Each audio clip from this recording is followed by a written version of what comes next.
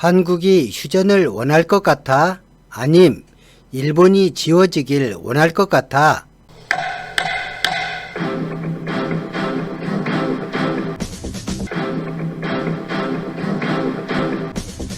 청와대와 합참은 휴전협상과 관련해 대한민국이 얻고자 하는 이익을 위해 수많은 경우의 수를 검토했습니다. 군사 조치를 비롯해 미국을 이용한 분위기까지 매우 정교한 협상 과정을 연출하고자 했습니다.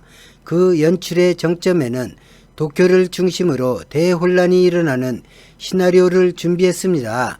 그것까지는 사용하게 되지 않았으면 좋겠군. 대통령은 대변인과 차를 마시며 탄두중량 5톤의 현무 파이브를 떠올렸습니다. 지하 벙커용이 아닌 지상 파괴용 현무 파이브는 파괴 범위가 너무 컸습니다. 반경 10km에 남는 것이 존재하지 않았습니다.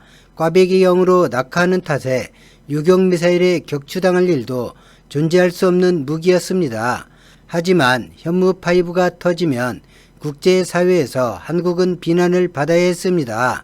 인구가 밀집한 도쿄 시내라면 어느 정도의 민간인 피해가 날지 상상할 수조차 없었기 때문이었습니다. 대변인은 말없이 대통령의 찻잔에 차를 따랐습니다.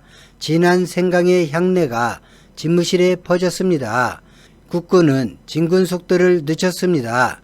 나고야와 연결되는 모든 다리가 폭파되고 세계의 강을 교두보로 자위대가 저항선을 구축했다는 정보가 실시간으로 합참에 전달되었습니다. 바꿔 말하면 자위대가 강을 건너 반격을 시도하지 않기로 한 것이어서 국군은 서두를 일이 없었습니다. 나라현, 와카야마현, 미에현, 시가현에 주둔했던 자위대원 거의 전부와 일부 경찰은 국군이 당도하기 전 배를 타고 도주를 선택했고 미처 도망치지 못한 자위대원들은 잘 보이는 곳에 백기를 내걸고 행여 저항한다고 오해를 받을까 두려워 엎드린 자세로 항복을 해왔습니다. 저항도 제대로 하지 않고 항복하는 이들을 보며 국군은 경멸의 시선을 보냈으며 개전 8일째까지 이렇게 포로가 된 이들이 7,000명에 달하고 있었습니다. 국제공항인 오사카 공항에 F-35 전투기 3개 편대와 KF-21 3개 편대, F-16 1개 편대, F-15 2개 편대가 착륙했으며 수송기를 통해 천궁 10개 포대가 처음으로 일본 땅에 들어왔습니다. 점령지로 들어온 국군은 총 12만 명을 넘어서게 되었으며 서일본 바다와 항구, 공항과 관청에는 태극기가 힘차게 펄럭이면서 본래 그 자리에 있었던 것처럼 자리 잡았습니다.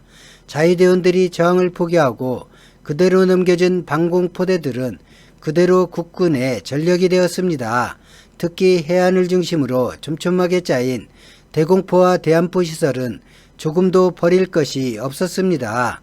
흠이 있다면 숙소였는데 난방시설이 너무 열악해서 국군이 사용하려면 겨울이 오기 전에 급하게 손을 봐야 한다는 것이었습니다. 미사일 공습으로 파괴된 군사공항에서 활주로가 파괴되어 움직일 수는 없었지만 기체가 손상되지 않은 F-35 전투기를 포함해 한국에서도 사용 중인 미국산 전투기들이 한국군을 반갑게 맞아주었습니다. 점령지에서 침묵하던 주일미군은 오키나와로 이전할 계획을 세우기 시작했습니다. 휴전협상을 하기 위해 외무장관 모태기와 국가안보국장, 육상자위대 부참모장이 미국에 도착했습니다. 미국에서는 이들을 환대해 주었으며 냉대를 걱정하던 이들의 표정은 그 덕분에 밝아졌습니다. 주인은 바뀌었지만 이름을 그대로 쓰고 있는 뉴욕 소재 트럼프 호텔에 한국 대표단과 일본 대표단이 층을 달리한 채 머물게 되었습니다. 서로 다른 숙박시설을 사용하고 숙박시설과 다른 협상장을 마련하는 것이 외교 관례상 어울리는 일이었지만 한국 대표단은 일부러 숙소와 협상장을 같은 곳으로 하자고 했고 일본은 거절하지 못하고 수용했습니다. 한국은 31층 전체를 사용하게 되었으며 일본은 45층 전체를 사용하게 되었습니다. 36층을 제외한 중간층을 내외신 기자들이 차지했습니다. 수많은 외신 기자들이 한국과 일본 대표단이 오기 전에 호텔을 미리 점령하도록 한국은 유력한 외신 언론에 협상 장소와 일시를 사전에 알려주었습니다. 당연히 비공개라 생각해 물밑에서 일본을 다독이며 미국이 받을 선물에 거부감을 없애려던 미국도 이런 상황에 당혹감을 감추지 못했지만 이미 판은 벌어졌고 휴전 당사자가 아닌 미국이 조율하기에는 보는 눈이 너무 많아 포기해버렸습니다.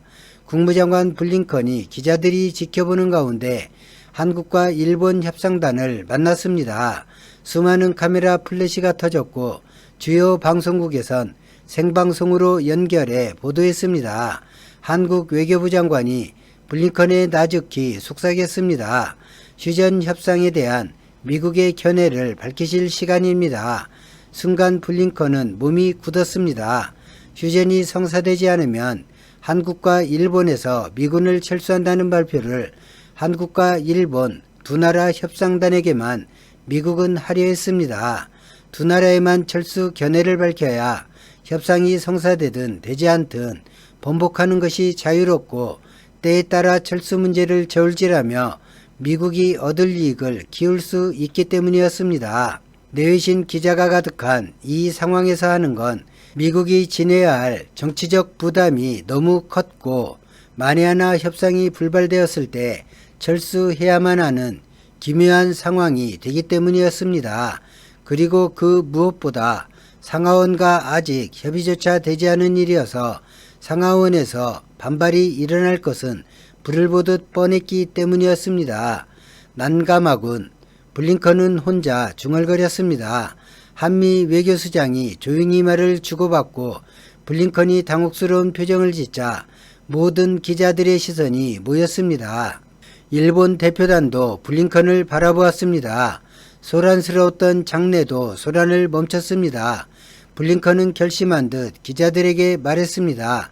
미국의 주요 동맹국인 한국과 일본이 오늘부터 휴전협상을 시작하게 되어 미국은 매우 기쁘게 생각합니다. 두 나라가 원만히 휴전협상을 타결하고 동아시아가 평화를 되찾길 바랍니다. 그리고 미국은 블링컨은 잠시 말을 끊고 한국과 일본 대표단을 바라보았습니다. 긴장한 표정이 역력한 일본과 여유로운 표정의 한국 대표단이 대비가 되었습니다. 블링컨이 입을 열었습니다. 이번 협상이 성사되지 않고 두 나라가 전쟁을 계속할 경우 미국은 두 나라에서 군대를 철수시킬 계획입니다. 일본 대표단의 눈이 찢어질 듯 커질 때 한국 대표단의 수장으로 참석한 안보실장은 가볍게 묵내하면서 미소를 지었습니다. 기자단을 브리핑실에 남겨두고 블링컨과 한일 대표단은 브리핑실 맞은편에 협상장으로 자리를 옮겼습니다. 협상장에 마주한 양국 대표는 브리핑실에서 말한 블링컨의 말을 다시 한번 들어야 했습니다. 블링컨은 원래 이 자리에서만 하려고 했었습니다. 일본 대표단의 표정이 무겁게 가라앉았습니다. 블링컨이 당부에 인사를 하고 자리에서 일어나 밖으로 나갔습니다. 이제 자신은 협상이 끝날 때까지 이 자리에 올 일이 없었습니다. 잘못하면 일본이란 나라 이름으로 파견한 마지막 협상단이 될 수도 있겠군. 블링컨이 중얼거렸습니다. 힘이 약해지더라도 일본이 유지되는 것을 미국은 바랬습니다. 블링컨이 나가자 모태기가 일본에서 만들어온 서류를 한국 대표단에 건넸습니다. 영어와 일본어 그리고 한글로 만들어진 일본이 만든 휴전안이 담겨 있었습니다. 서류를 들춰보지도 않은 채 한국 국가안보실장이 입을 열었습니다. 휴전이 성립되지 않으면 철수해버리겠다. 일본의 작품인가요? 안보실장이 일본 대표단을 보며 말했습니다. 통역이 말을 전달하자 일본 국가안보국장이 말했습니다. 우리는 한국에서 만든 작품이라 생각했는데 일본이 잘못 생각하고 있는 건가요? 장내에 잠시 침묵이 내려앉았습니다. 이 서류는 일본이 원하는 휴전 조건인가요? 한국 외교부 장관이 물었습니다. 하이 하고 모태기가 대답하며 물었습니다. 한국 측의 휴전안은 준비하지 않았습니까? 안보실장이 대답했습니다. 준비가 굳이 필요할 것 같지 않아서 한국은 서류를 준비하진 않았습니다. 일단 일본 측에 서류를 검토해 본 뒤 다시 협상을 진행하도록 하시죠. 일본 국가안전국장이 말했습니다. 그래도 한국 측의 의견을 어느 정도는 알려주어야 우리도 검토를 할 것 아니겠습니까? 한국 국방차관이 말했습니다. 한국 내부에서 견해차가 커서 정리하지 못했습니다. 사실 대통령께서 강하게 말씀하지 않았다면 휴전협상은 열리지 않았을 것입니다. 그럼 일본 의견을 검토하고 내일 오전 10시에 만나도록 합시다. 한국 협상팀이 자리에서 일어나 나갔습니다. 일본 대표단은 심한 모욕감을 느꼈습니다. 협상하러 오긴 왔는데 협상을 관철하기 위한 의지가 보이지 않았고 협상이 불발되기를 노골적으로 바라는 듯한 강한 인상을 받았습니다. 모태기가 크게 한숨을 쉬었습니다. 숙소로 일단 가시죠. 자위대 부참모장이 일어섰습니다. 전날 휴전회담은 그것이 다였습니다. 치열한 머리싸움은 고사하고 당장 내일이라도 협상이 불발되었다며 한국으로 돌아갈 것 같은 한국 협상팀을 협상장에 붙들어 놓을 만한 방안을 일본 협상팀은 고심하게 되었습니다. 숙소로 돌아와서 국가안전국장은 고노다루의 회담 내용을 설명했습니다. 전할 내용이 너무 짧아 설명하고 말 것도 없이 녹음 파일을 전송하고 샤워실로 향했습니다. 전 세계의 휴전협상을 알리는 뉴스가 머릿기사로 올라왔으며 휴전협상과 관련한 블링컨의 선언 또한 상당한 파급력을 가져왔는데 휴전협상을 바라보는 미국의 의지를 나타냈다면서 한국과 일본이 매우 큰 압박을 받게 되었다고 평가했습니다. 한국 공군과 해군은 합참에서의 작전이 결정되자 마음속으로 환호성을 질렀습니다. 삶과 죽음이 순간에 달려있는 전투이었지만 군인은 전쟁에서 빛을 내는 존재였습니다. 통일 과업에서도 대중국 전쟁에서도 이번 일본과의 전쟁에서도 지나칠 만큼 육군과 특전사 위주의 작전을 편 탓에 해군과 공군의 역할이 너무 적었습니다. 해군의 경우 나고야시와 태평양을 연결하는 이세만 입구에서 일본의 해상자위대와 교전을 하기 떨어졌으며 도토리현과 교토현이 국군의 수중에 들어왔음에도 도토리현 앞바다에서 활동 중인 해상자위대 이지스함과 구축함, 잠수함에 대해서도 교전을 하기 떨어졌습니다. 해상자위대 전체와 교전이라면 아직은 한국 해군의 능력이 부족했지만 지금은 홋카이도와 요코하마 인근에 해상자위대 전력 절반 이상이 몰려있기에 한국 해군이 기죽을 일이 없었습니다. 독도 해상에서 경남함이 조개기와 호위함 그리고 잠수함까지 동시에 제압한 일로 해군의 사기는 하늘을 찌르고 있었습니다. 오사카 국제공항에 착륙한 한국 공군은 가소 강가에 길게 포진한 자위대를 섬멸할 책임이 주어졌습니다. 다음 날 아침 휴전 협상을 위해 협상장에 나타난 일본 협상팀은 다시 발길을 돌려야 했습니다. 한국 협상팀이 한국으로 보낸 일본 측 안에 본국에서 답변이 오지 않았다며 답변이 온 다음에 협상을 시작한다고 통보했기 때문이었습니다. 개전 10일 휴전협상 이틀째 저녁에 공군과 해군의 작전이 시작되었습니다. 한국 전투기 3개 편대가 동시에 이륙했으며 이세만 입구에서는 장보고 잠수함이 해상자위대 잠수함을 먼저 발견해 선제 공격을 함으로써 한일 간 해전이 시작되었습니다. 함대와 함대는 육안으로는 서로 보지 못하지만 레이더에 나타난 적의 함선을 향해 무차별적으로 함대함 미사일을 발사했고 날아오는 미사일을 요격미사일로 격추했습니다. 3번의 교전이 있었고 양측 함선에 중대한 타격을 서로 입히지 못했습니다. 해상자위대 잠수함 1척이 격침되었으나 해상자위대는 약하지 않았습니다. 특히 일본의 이지스함의 전투와 방어 능력은 수적 열세에도 불구하고 대등한 전력을 보여주었습니다. 해상자위대는 이세만 우측에 있는 미카와만으로 이동해 나고야시 항구로 향하는 이세만 입구를 감시하였습니다.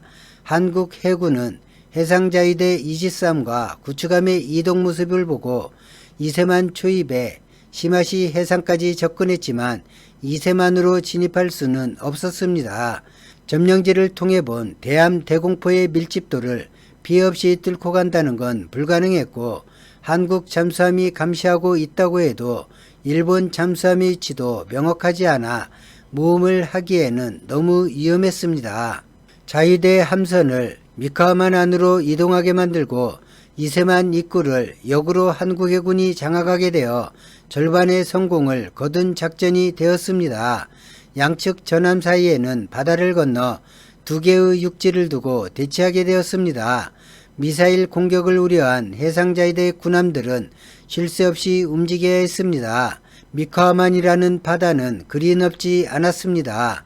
반면 도토리현 앞바다에서의 해전은 한국 구축함 1척이 반파되는 피해를 보았으나 해상자위대 구축함 2척을 격침했고 자위대 이지스함 1척을 한국 잠수함이 반파시킴으로써 해상자위대는 항복의사를 전달하고 패전을 인정했습니다.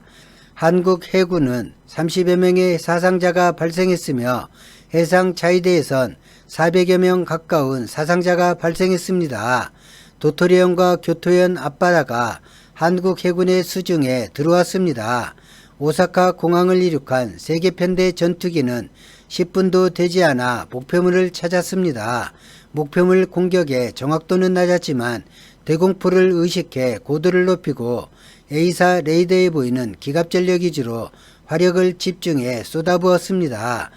불과 5분 남짓한 공격 시간 동안 대공망에 걸려 F-16 편대 중 2대가 격추되었으며 조종사들은 적진상공이었지만 비상 탈출에 성공했습니다. 세계 편대가 오사카 공항으로 접근하자 대기 중이었던 F-35 1개 편대와 KF-21 1개 편대가 적진으로 다시 날아갔습니다. 가소광에 포진한 자위대는 한국 공군의 1차 폭격으로 상당한 피해를 보았습니다. 한국 전투기들이 물러나자 한숨 돌리고 전열을 정비하려던 그때 엄청난 폭발이 다시 덮쳤습니다. 스텔스기인 F-35는 물론이고 KF-21도 자위대 레이더에 잘 잡히지 않았습니다. 지상에서 대공포 수천 발이 발사되었지만 전투기들이 지나간 10여 초 뒤에 대공포탄이 지나갔습니다. 폭격을 위해 마하1로 속도를 줄였지만 전투기의 10여 초는 대공포에서 3km를 벗어났다는 것을 의미했습니다. 자위대는 전투력과 방어력을 상실했습니다. 한국 공군은 쉴 새 없이 폭격에 나섰습니다. 3시간 동안 이어진 폭격에 가소광 주변에 포진했던 자위대와 기갑부대, 아파치 헬기를 흔적도 없이 지워버렸습니다. 폭격이 이어지던 그 시간에 자주포대와 다연장 로켓포대가 강가 5km 전방까지 접근했으며 대공포에서 번쩍이는 불꽃을 겨냥해 집중 포격을 하였습니다. 공수부대원을 태운 수송헬기 세대와 아파치 헬기 세대가 비상탈출한 조종사를 구하기 위해 강을 건너 날아갔습니다. 이동식 로켓포와 남아있을 대공포를 염려했지만 헬기를 향해 발사되는 상황은 발생하지 않았습니다. 휴전 협상이 진행 중인 상황에서 감행된 폭격은 종군 기자들에 의해 세계로 타전되었으며 한국은 휴전을 원하지 않는다는 인식을 일본과 세계에 심어주었습니다. 가소광을 중심으로 한 방어선이 괴멸하고 한국군의 집중 포격이 뉴스를 통해 전해지자 나고야와 주변 도시를 탈출했던 시민들은 물론 야스쿠니 신사 폭격을 경험한 도쿄도 시민들까지 죽을 수 있다는 공포감에 빠져들었습니다.